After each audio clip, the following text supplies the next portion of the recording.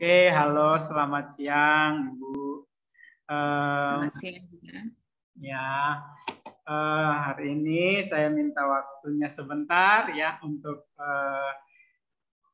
mewawancara Ibu. Ya, tetapi kita terlebih dahulu akan berkenalan. Ya, mungkin Ibu bisa menjelaskan mulai dari nama hingga latar belakang atau sejarah kenapa bisa sampai di Indonesia dan terlibat di dunia pendidikan. Oke, boleh. Ya.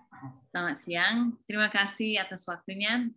Nama saya Ibu Melissa Parish Gibson, nama panjangnya dengan marga. Saya sebenarnya lahir di Amerika, tapi umur 2 tahun saya sudah ada di Indonesia. Jadi orang tua saya pindah ke Indonesia dan bapak saya dosen di sekolah Alkitab di Jawa. Jadi saya besar, masa kecil saya 10 tahun saya di Jawa. Jadi dari umur 2 tahun sampai umur 12 tahun, masa kecil saya di Jawa. Saya dibesarkan di Jawa. Terus waktu saya 12 tahun, SMP, keluargaku pindah kembali ke Amerika. Terus jadi SMP, SMA, dan kuliah, semuanya di Amerika. Pengalaman saya di Amerika. Habis kuliah, waktu saya umur 23 tahun, saya balik ke Indonesia sebagai seorang guru. Saya ambil jurusan pendidikan, terus saya balik lagi ke Indonesia sebagai seorang guru. Nah, pertama saya tinggal di Surabaya, terus pindah ke Papua, terus dari Papua kembali ke Jawa, dari Jawa kembali ke Flores. Jadi saya pindah-pindah. Dan di sini selama hampir 18 tahun sejak saya pertama datang lagi, saya sudah banyak mengajar. Kami juga membuka sekolah di Flores, membuka sekolah di Papua, dan kerja sama dengan sekolah yang di Jawa Timur, di Malang. Jadi ya pindah-pindah. Itu pengalaman. Jadi sekarang mengajar di Flores, nama sekolahnya Sekolah Karis Flores, ya.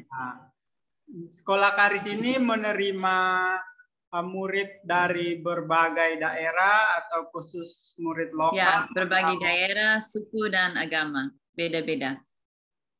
Oke. Ada murid yang saat ini berasal dari luar negeri atau?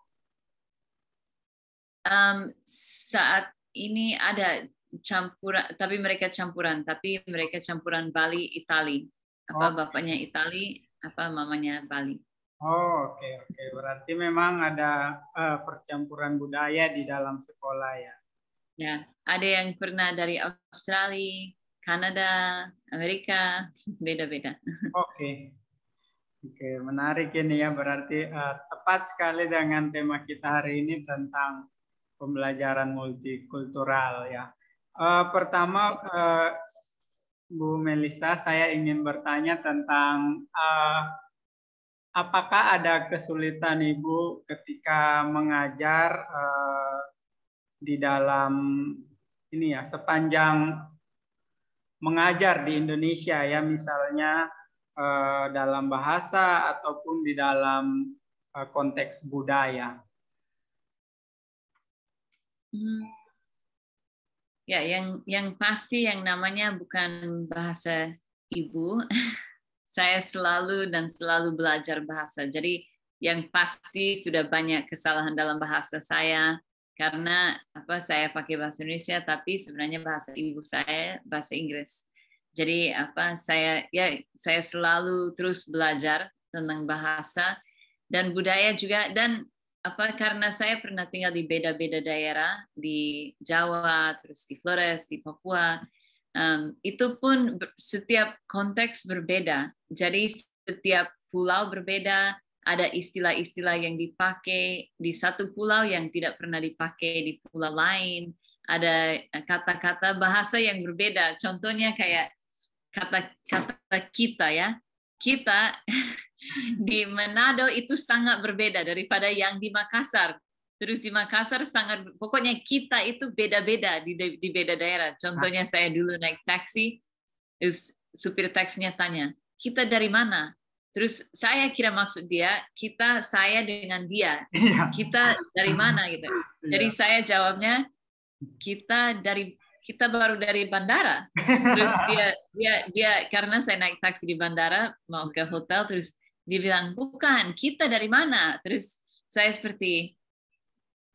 bingung sekali. Pokoknya saya bingung. Terus di Manado lagi kita itu seperti kamu gitu. Jadi Iya. artinya beda lagi. Pokoknya setiap konteks berbeda. Jadi sama juga waktu mengajar, kita juga harus lihat apa konteks tempat itu dan budaya dan bahasanya itu berbeda-beda. Jadi apa ada suku-suku yang lebih terus terang, lebih langsung caranya, tapi ada yang lain yang lebih seperti halus, maksudnya jaga perasaan gitu. Jadi beda-beda, dan kita sebagai seorang guru juga banyak berinteraksi dengan orang tua, banyak berhubungan dengan orang tua, maksudnya komunikasi dengan orang tua. Jadi kita harus tahu apa budaya orang itu dan bagaimana caranya saya sampaikan hormat, bagaimana saya sopan, bagaimana saya pokoknya bisa sampaikan sesuatu kepada dia dengan benar gitu. Jadi itu tantangan memang. Oke. Sampai saat ini apakah pernah ada perbedaan budaya itu mengakibatkan masalah yang serius di dalam mengajar atau di dalam pendidikan di sekolah? Tidak, bukan mengakibatkan masalah, tapi sering kali yang saya mengalami itu seperti cara orang tuanya, contohnya kayak kan saya tidak pakai kekerasan sama sekali untuk mengajar. Maksudnya saya tidak pernah pukul, saya tidak pernah cubit, saya tidak pernah itu. Saya dari budaya Barat itu tidak boleh untuk guru ya, tidak boleh sama sekali. Tapi ada orang tua yang seperti suruh saya sebagai gurunya itu, Miss harus pukul dia atau kunci dia di kamar mandi atau ikat dia di pohon di depan supaya dia stop, supaya dia lebih taat atau bagaimana, maksudnya sering kasih masukan begitu. Dan jujur saya sendiri seperti kaget gitu, kayak kok suruh kunci anaknya di kamar mandi atau bagaimana gitu kan. Tapi karena cara didiknya itu berbeda dan ya mungkin menurut saya cara mereka tidak baik atau menurut mereka cara saya kurang baik gitu. Maksudnya mereka jelaskan kepada saya itu masalahnya Miss terlalu halus, maksudnya terlalu sopan gitu, terlalu ini harus sedikit kasar dengan mereka supaya mereka dengar gitu. Jadi ya pokoknya itu bukan mengakibatkan masalah, tapi itu menjadi seperti beda pengertian, beda ya, pemahaman tentang mendidik anak ya. Tetapi karena perbedaan itu, apakah ada strategi khusus untuk Ibu bisa terapkan begitu? Karena kan sudah ada perbedaan budaya itu ya. Ya. Pokoknya saya memang harus belajar lebih lagi tentang menguasai kelas, karena memang anak-anak itu sedikit lebih nakal daripada yang biasanya saya mengajar gitu. Tapi saya tetap tidak pakai cara yang menurut saya tidak benar gitu. Menurut saya tidak baik gitu. Tapi saya dengar dari orang tuanya, mereka agak kasar di rumah dengan anak ini, makanya anak ini dia tidak mau respon kecuali kasar begitu dengan dia gitu kayak. Jadi bukan berarti saya yang jadi kasar, tapi berarti saya mengerti, anak ini dari latar belakang itu mungkin dia harus pakai cara khususnya untuk bisa dia taat dan mengerti saya begitu. Ada cara lain ya, ada cara lain. Ya, ada cara lain. Ada cara lain. Memukul ya, atau pakai disiplin yang keras begitu. Ya. Oke. tapi sangat, tapi ya, ya. sangat ini ya, memang berbeda sekali budaya di khususnya Indonesia Timur ya, biasanya harus dikerasin Ya, anak. ya itu Indonesia itu memang terjadi di Indonesia Timur. Betul. Ya, mungkin kalau dari bagian ini Bu, bahan ajarnya atau apa namanya kurikulum yang diajarkan Ya, ini jadi bagaimana Bu? Jadi saya sendiri suka sekali apa teori-teori tentang pendidikan tentang multiple intelligence theory ya, beda-beda kecerdasan. Ada semua anak apa memiliki apa beda kecerdasan. Jadi ada yang punya kecerdasan fisik, ada yang punya kecerdasan logika, ada yang punya kecerdasan visual, musikal, beda-beda ya.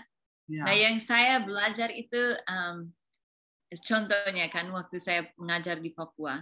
Waktu saya mengajar di Papua, saya melihat bahwa anak-anak mereka banyak dari mereka yang sangat mempunyai kecerdasan fisik ya. Mereka untuk menari itu luar biasa. Berapa banyak gerakan yang mereka bisa ingat untuk apa semua permainan yang pakai fisik, pakai tubuhnya itu mereka semangat sekali untuk terlibat dengan itu. Nah, jadi saya sendiri harus berubah cara saya mengajar untuk banyak melibatkan banyak memakai aktivitas atau banyak memakai permainan yang pakai fisik atau tubuhnya. Dulu waktu saya mengajar TK-nya itu saya harus ajarkan anak-anak untuk ingat huruf, mereka harus pakai tubuh mereka sendiri. Bukan hanya bikin bentuk huruf dengan tubuhnya, tapi seperti tulis pakai siku, atau tulis pakai kepala, atau tulis kayak mereka tulis pakai tubuhnya, itu mereka akan ingat. Tapi kalau mereka tulis pakai pensil dengan kertas, dan itu mereka tidak akan ingat. Tapi kalau saya jadikan itu gerakan, apalagi kalau saya tambahkan musik, kalau saya jadikan itu gerakan, mereka akan ingat seperti tarian. Nah, tugasnya saya itu supaya saya berubah materi yang saya mau mengajarkan mereka itu supaya masuk di kecerdasan mereka, fisiknya gitu. Supaya mereka bisa pakai itu. Nah, itu lumayan baru bagi saya waktu itu. Karena saya tidak pernah mengajarkan orang sesuatu, apalagi kalau masuk di usia-usia yang lebih besar, dan masuk di seperti mengajar biologi atau sejarah atau yang lain. Tapi tetap kalau saya bisa pakai gerakan atau musik, mereka bisa ingat konsepnya. Ya. Jadi Ibu Dan itu menyesuaikan sekali ya. Penyesuaian. Memang kita sebagai guru sebenarnya peran kita yang pertama itu menjadi murid, dalam arti kita selalu harus belajar tentang murid kita seperti apa, dan talenta mereka apa, dan potensi mereka di mana, dan apa, dan kita guru itu harus kembangkan itu ya. Jadi kita harus belajar caranya untuk kembangkan itu yang terbaik, caranya bagaimana begitu. Jadi ya kita sebenarnya guru itu harus banyak belajar, banyak daripada mengajar. Betul sekali. Iya. Mungkin jadi satu masukan yang bagus ya buat semua guru ya, bahwa harus lebih banyak belajar justru ya tentang ini ya, karakteristik murid, kecerdasan yang mereka miliki. Jadi memang terbukti ya sangat ampuh untuk diterapkan ya. Ya. Saya juga mengalami tantangan sebagai guru ini, saya baru ingat ini. Tapi kalau seperti kita juga harus lihat dari kelas ekonomi murid-murid kita ya, karena seringkali yang saya lihat, yang saya pernah mengalami pun, itu kalau kita siapkan sesuatu dan minta mereka bawa sesuatu dari rumah, tapi anak-anak itu dari keluarga yang sangat kurang mampu, itu kita harus ada pengertian dan harus cari cara lain di mana anak itu tidak akan rasa malu karena dia sendiri yang tidak bisa gitu, atau tidak bisa bawa barang itu dari rumah atau apa gitu. Jadi ya kita harus pelajari murid-murid kita kita dari konteks mana dan dari budaya mana dan dari latar belakang apa dan keluarga seperti apa supaya kita bisa ya apa membuat kelas itu menjadi ruang kelas itu menjadi tempat yang nyaman dan aman bagi mereka, tempat di mana mereka bisa fokusnya untuk belajar, bukan untuk kayak malu atau rasa malu, rasa takut, merasa apa gitu kayak rasa tidak gurunya tidak mengerti dia atau bagaimana. Tapi kita yang harus membuat tempatnya nyaman bagi dia. Oke, Bu. Kita yang harus berubah. Gurunya yang harus berubah. Gurunya yang harus berubah ya. Oke. Ya. Oke. Saya juga jadi berpikir tentang mungkin apakah ada pengaruh juga mengenai background mereka ya, apa keluarga mereka misalnya secara khusus misalnya tentang makanan yang dikonsumsi. Nah, itu saya juga apakah itu berpengaruh begitu mendukung kecerdasan mereka atau menurut Ibu bagaimana? Makanan. Ya, saya merasa seperti ya peran kita juga untuk membantu orang tuanya mengerti bahwa gizi itu juga ada pengaruhnya, waktu tidurnya juga ada pengaruhnya, seperti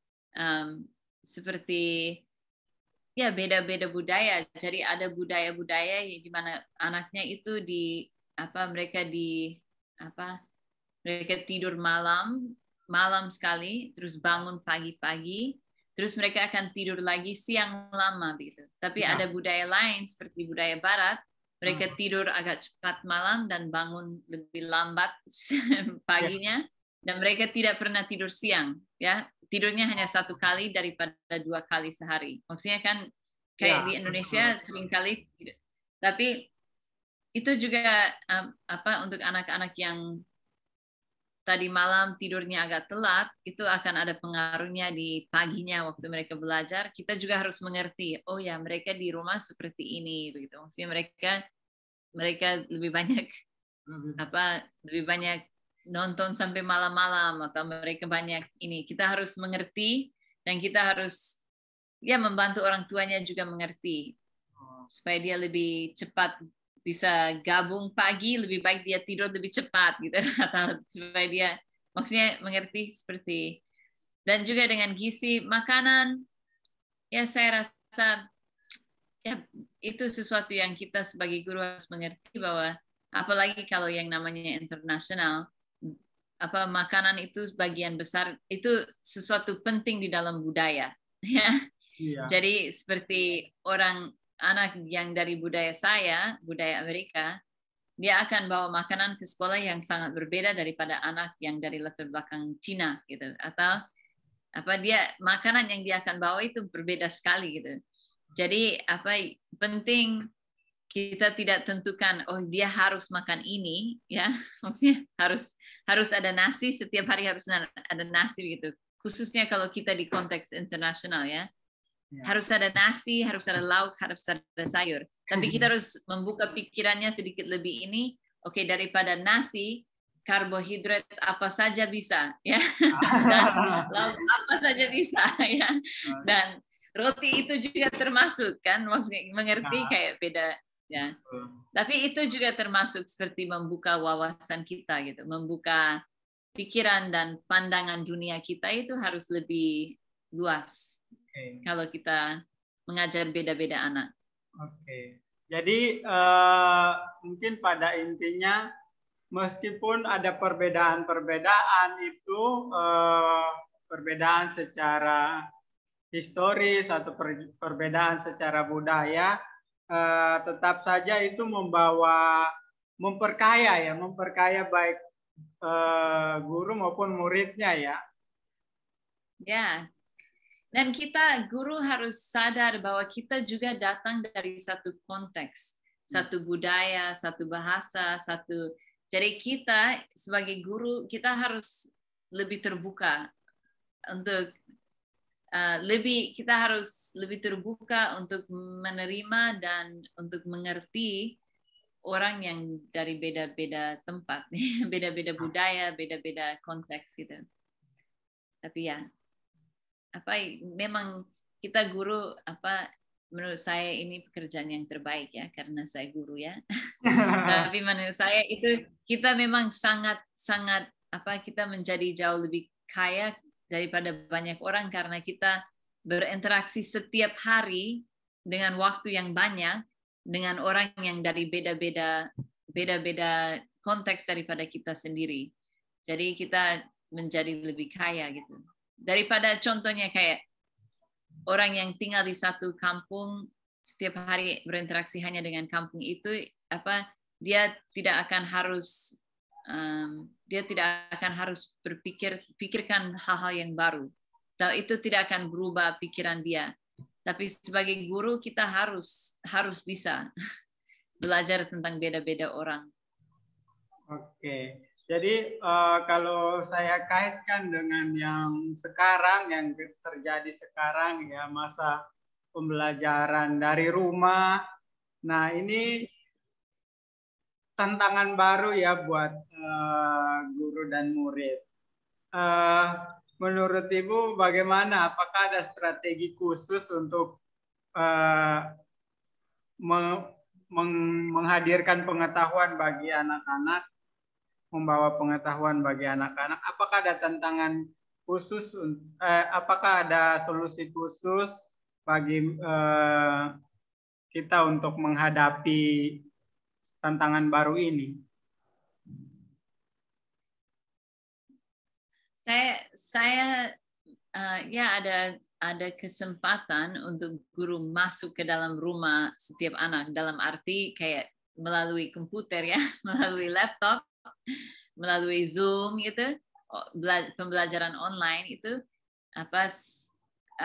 guru bisa lebih banyak melihat konteks anak itu. Seringkali ada orang tua yang omong di belakang, seringkali ada apa gitu, masalahnya apa gitu.